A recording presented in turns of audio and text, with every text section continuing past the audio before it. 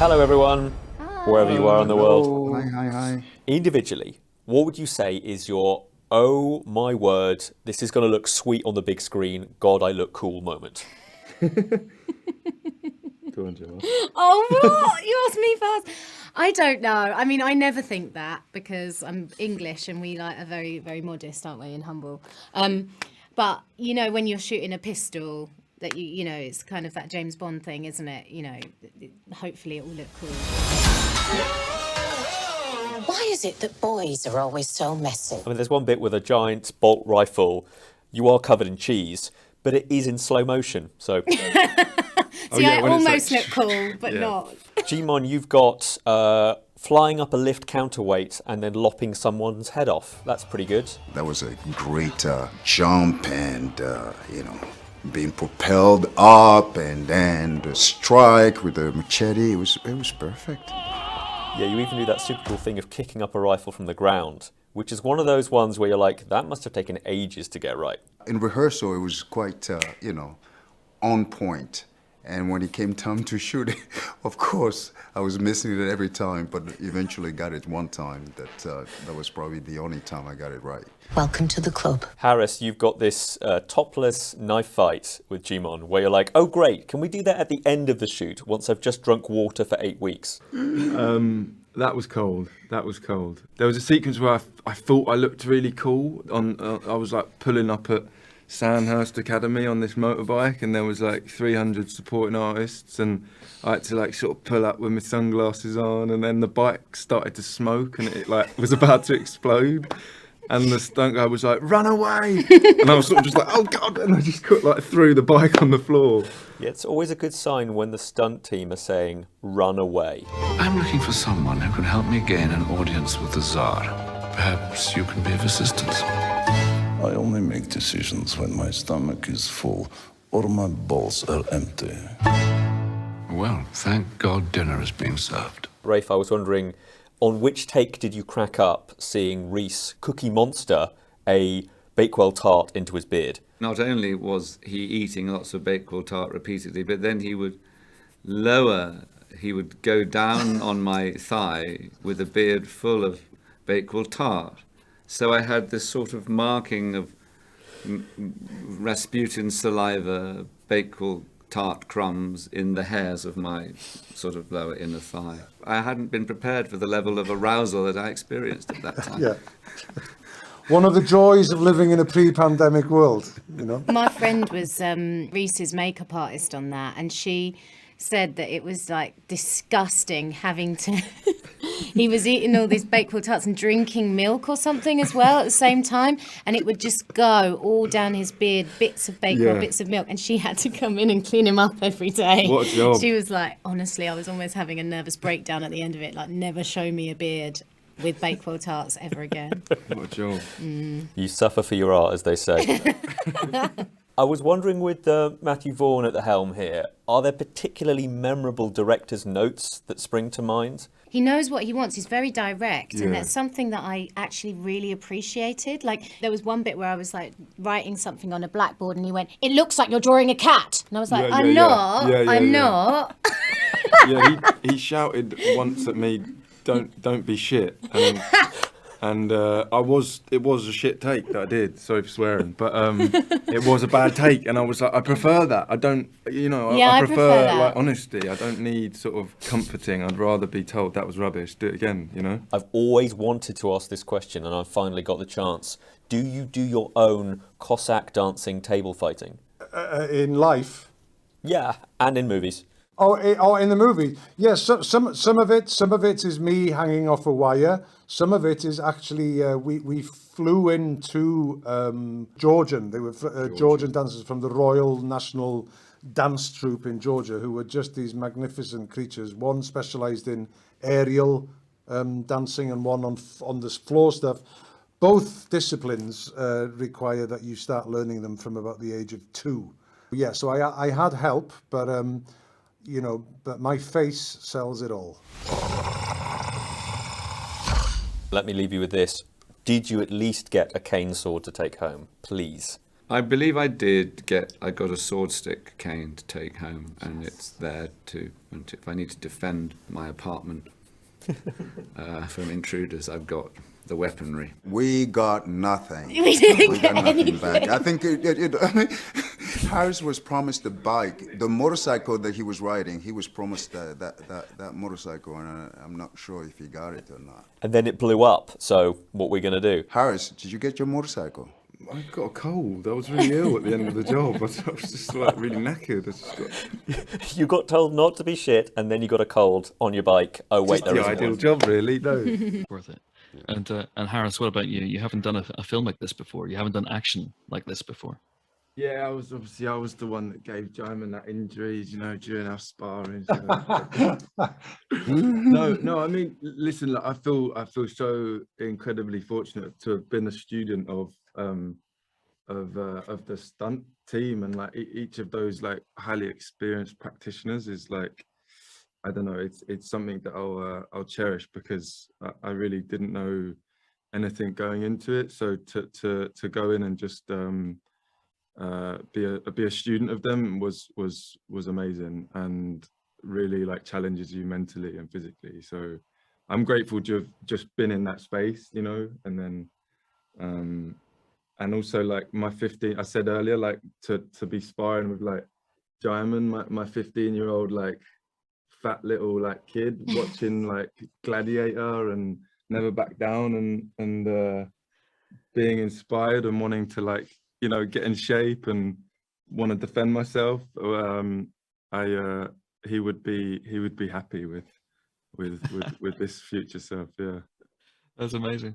And Gemma, we talked about real world figures being in this movie. Polly is not a real world figure, but she's very much a woman who is making strides and making waves in a world that even back then especially was really dominated by men.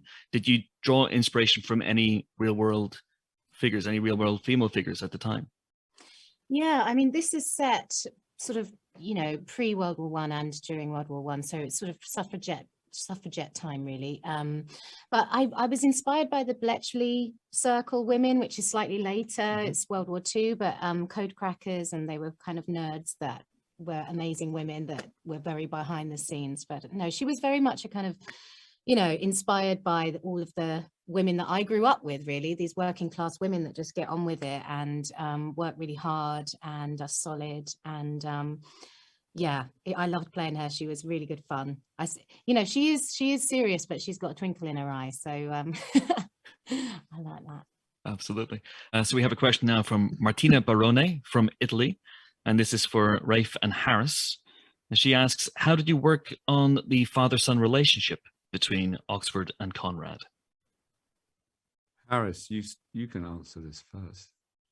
Well, I mean, I think we were just really lucky that we just got along naturally. It was very easy. I don't know. I felt like Matthew was very keen on us all rehearsing and getting plenty of time beforehand, right? I think that was really the key. It's always the key with any sort of relationship, I think, in film is getting time to sit down and just talk and talk about your characters together. Otherwise it just feels so abrupt when you get on set otherwise. But there's also the extended family as well. I think Polly and Shola would be part of Oxford's family. Did the four of you spend time together before the shoot as well to get that sense of that lived-in chemistry that they've spent years together before the movie properly begins?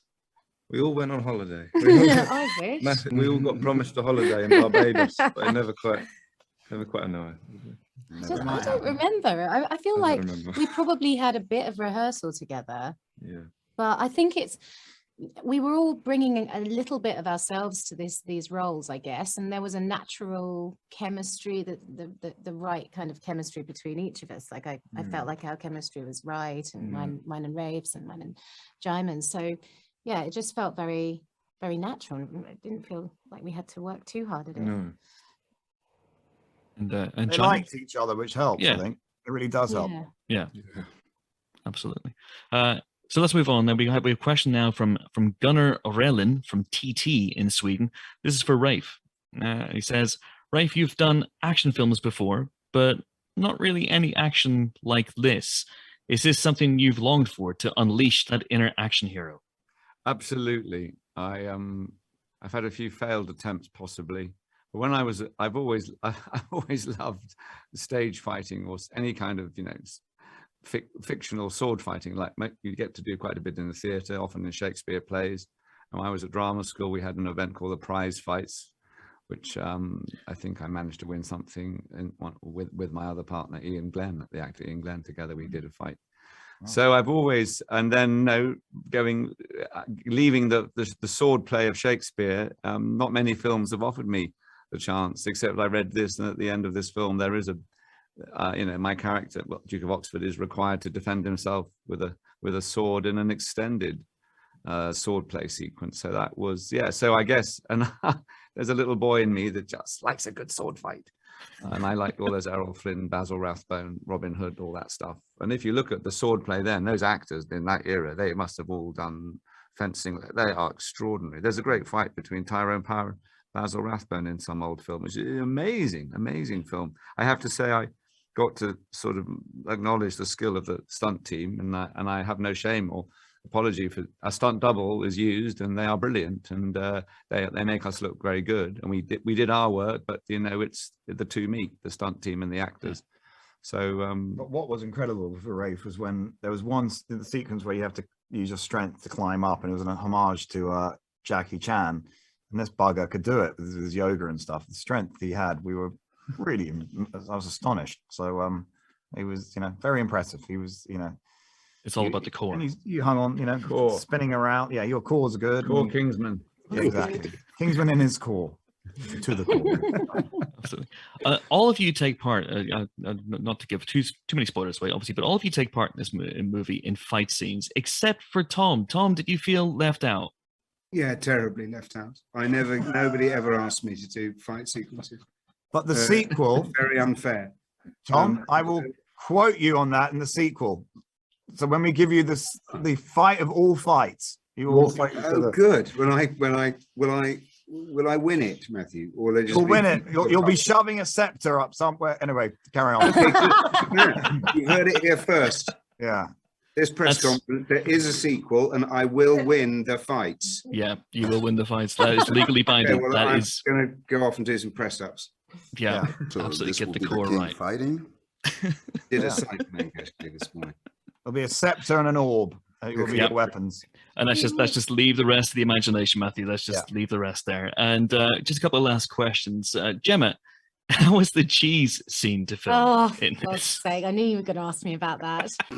And the cheese scene was, it was pretty messy. It was custard, ambrosia custard, I'm sure. And I remember now, we did it, and that was one thing. And then Matthew saw the rushes and went, oh, there's not enough cheese. So let's do it again. And so we had to do it again with loads more custard. I remember walking past you and you were like, don't even say it. I mean, it was pretty gross. Yeah, thanks for that, Matthew. You're welcome. And he's squeezing in the premiere at the moment. So. All right. Well, I think on that note, on that bombshell,